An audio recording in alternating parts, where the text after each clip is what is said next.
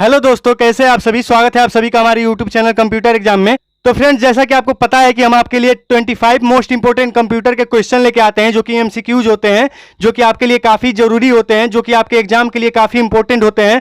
हम आपके लिए इंपॉर्टेंट क्वेश्चन ढूंढ के लाते हैं। तो फ्रेंड्स, इस वीडियो को आप अच्छे से देखिएगा, थोड़ा भी इस वीडियो को स्किप मत करिएगा। इसको आप अच्छे से देखेंगे तो बहुत ही इंपॉर्टेंट क्वेश्चन आपको समझ में आएंगे और आपका उनसे बहुत ही हेल्प होगा। तो फ्रेंड्स, आप यदि ट्रिपल सी या किसी भी अन्य गवर्नमेंट जॉब की तैयारी कर रहे हैं तो फ्रेंड्स, ये आपके लिए ये क्वेश्चन काफी इंपॉर्टेंट होने वाले हैं। जैसे कि आप लेखपाल, clerk, PO, IBPS, RRB, SSC, UPSC का तैयारी कर रहे हैं तो फ्रेंड्स, ऐसे क्वेश्चंस आपके लिए काफी जरूरी होने वाले हैं।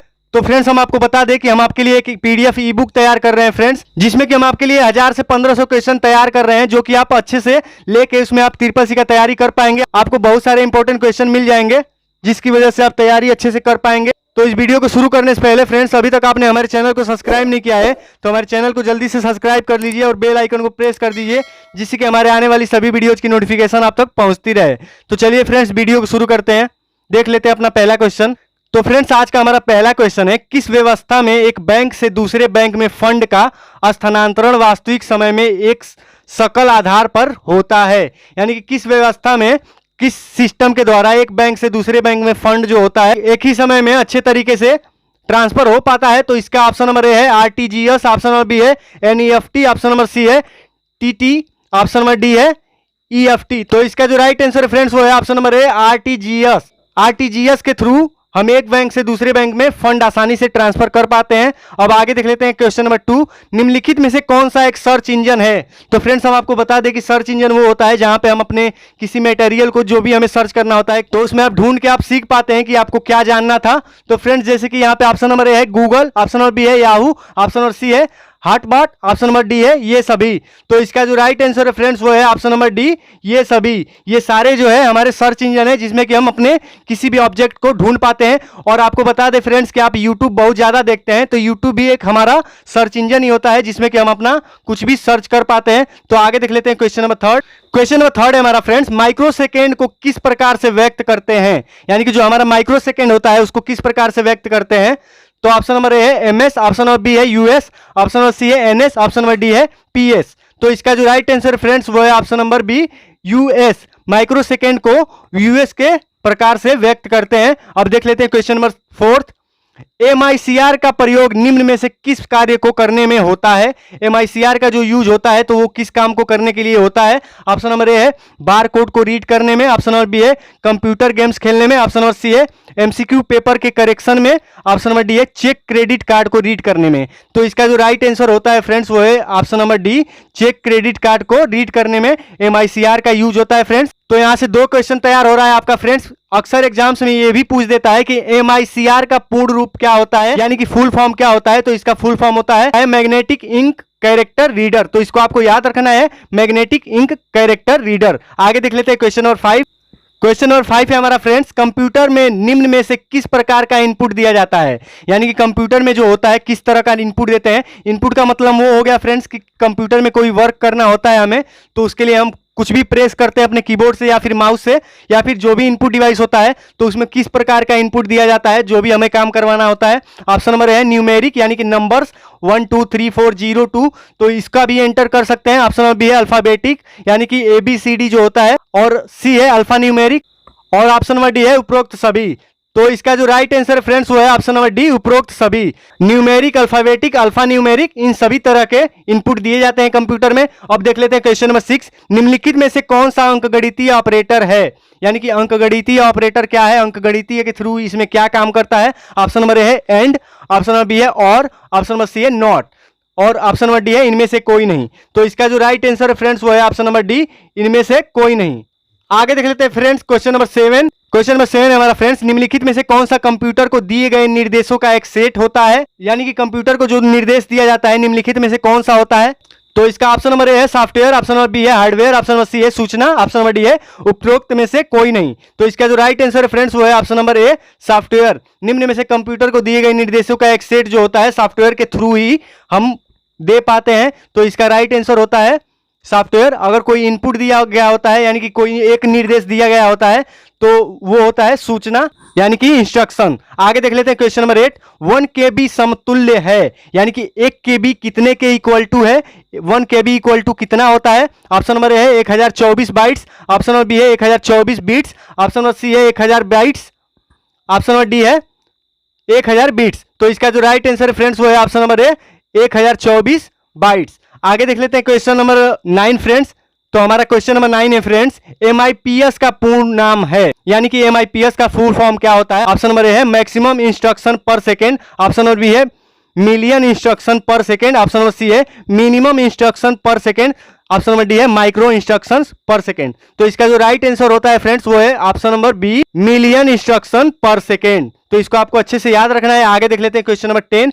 ईमेल भेजते समय जो हम ईमेल भेजते हैं अपने ईमेल आईडी से, ईमेल आईडी के थ्रू ईमेल भेजते हैं, ईमेल आईडी होना जरूरी होता है ईमेल भेजने के लिए। ईमेल भेजते समय प्रयुक्त किए जाने वाले वर्ड BCC का अर्थ होता है। तो उसमें फ्रेंड्स एक होता है CC, एक होता है BCC, दो चीज होते हैं उसमें। तो उनके बारे में पूछ रहा है। ईमेल भेजते समय प्रयुक्त किए गए जाने वाले वर्ड BCC का अर्थ क्या होता है? ऑप्शन नंबर ए है blind carbon copy, option number B है back carbon copy, option number C है bring carbon copy, option number D है ब्लैंक कार्बन कॉपी। तो इसका जो राइट आंसर होता है फ्रेंड्स वो होता है option number a blind carbon copy. Email भेजते समय जो BCC होता है हमारा उसका फुल फॉर्म होता है ब्लाइंड कार्बन कॉपी। आगे देख लेते हैं क्वेश्चन नंबर 11। तो क्वेश्चन नंबर 11 है हमारा फ्रेंड्स, 1 TB समतुल्य है यानी कि 1 TB कितने के बराबर होता है? जैसे फ्रेंड्स हमारा 1 GB का मेमोरी होता है तो इसी तरह से फ्रेंड्स 1 TB जो होता है वो कितने के बराबर होता है? ऑप्शन नंबर ए है 1024 KB, ऑप्शन नंबर बी है 1024 MB, ऑप्शन नंबर सी है 1024 GB, ऑप्शन नंबर डी है 1024 बाइट्स। तो इसका जो राइट आंसर है फ्रेंड्स वो है ऑप्शन नंबर सी 1024 GB। तो इसको आपको अच्छे से याद रखना है फ्रेंड्स। आगे देख लेते हैं question number 12। Linux operating system है, लाइनक्स ऑपरेटिंग सिस्टम क्या है? ऑप्शन नंबर ए है multi user, option number B है महंगा, ऑप्शन नंबर सी है कमजोर सुरक्षा सिस्टम, ऑप्शन नंबर डी है सिंगल यूजर। तो इसका जो राइट आंसर होता है फ्रेंड्स वो होता है option number a multi user. Linux operating system जो होता है वो मल्टी यूजर होता है, बहुत सारे यूजर्स इसको यूज कर सकते हैं एक साथ। आगे देख लेते हैं क्वेश्चन नंबर 13। क्वेश्चन नंबर 13 है हमारा फ्रेंड्स, ऑपरेटिंग सिस्टम का अन्य नाम है यानी कि ऑपरेटिंग सिस्टम को दूसरे नाम से जाना जाता है, वो दूसरा नाम क्या है? दूसरा भी जो नाम है इसका, ऑप्शन नंबर ए है language manager, option number B है printing manager, option number C है computer manager, option number D है रिसोर्स मैनेजर। तो इसका जो राइट आंसर है फ्रेंड्स वो है option number D resource manager. यानी कि जो भी हमारे रिसोर्सेज होते हैं वो ऑपरेटिंग सिस्टम के थ्रू ही कंप्लीट हो पाते हैं, तो इसको रिसोर्स मैनेजर भी कहा जाता है। आगे देख लेते हैं क्वेश्चन नंबर 14।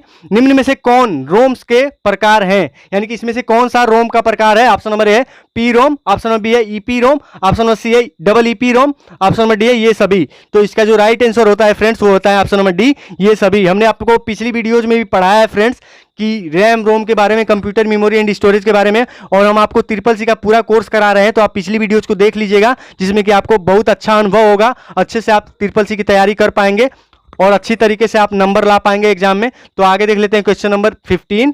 क्वेश्चन नंबर 15 है हमारा फ्रेंड्स, कंप्यूटर की डिस्क पर उपस्थित सभी सूचना की एक कॉपी रखता है यानी कि कंप्यूटर का जो डिस्क होता है उस पर उपस्थित जो भी उस पर प्रेजेंट रहता है, सभी सूचनाएं जो भी सूचनाएं उस पर रहते हैं उनका एक कॉपी रखता है।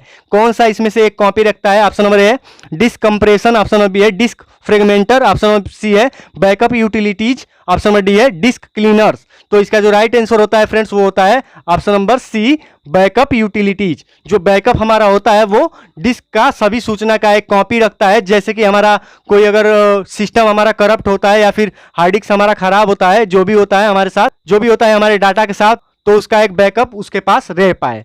तो इसको आपको अच्छे से समझ लेना है। आगे देख लेते हैं क्वेश्चन नंबर 16।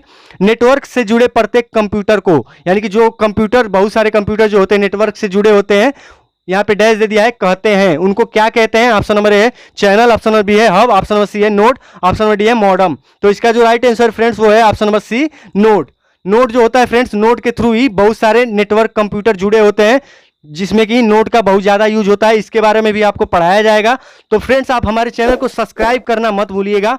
आप चैनल को जल्दी सब्सक्राइब नहीं करते हैं और वीडियोज को देखते हैं, तो इसको आप अच्छे से सब्सक्राइब कर लीजिएगा ताकि आपके पास सभी वीडियोज पहुंचती रहे।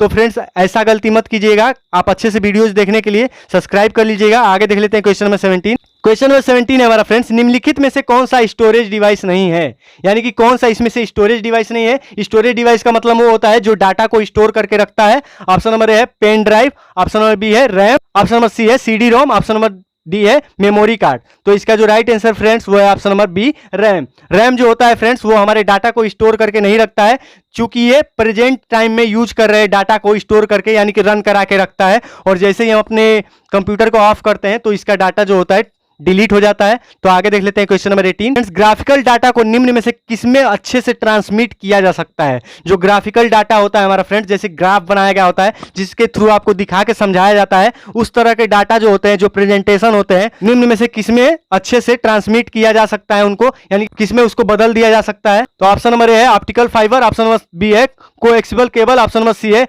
Ethernet cable, option number D है इनमें से कोई नहीं। तो इसका जो राइट आंसर है फ्रेंड्स वो है option number B coaxial cable. Coaxial cable के थ्रू इसके डाटा को ट्रांसमिट किया जा सकता है, ट्रांसफर किया जा सकता है।